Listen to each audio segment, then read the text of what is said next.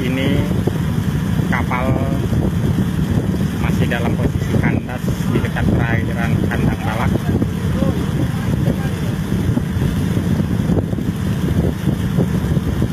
KMP Titian Murni coba ditarik oleh kapal tersebut Merak.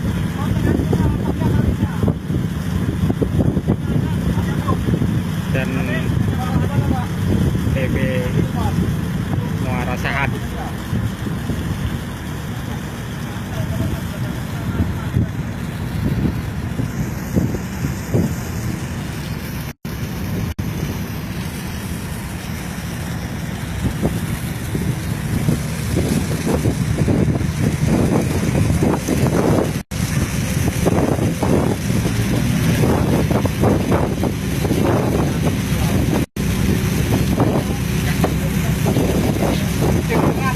KMP Muara Sejati,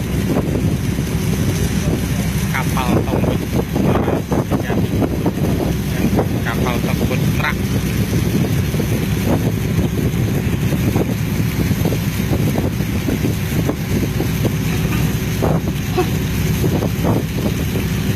Tombut Muara Sejati dan Tombut Merak terus mencoba mengevakuasi KMP Titian Murni, Titian Nusantara, KMP Titian Nusantara yang kandas di dekat Pulau Kandang Balak, Pelabuhan Bakauni.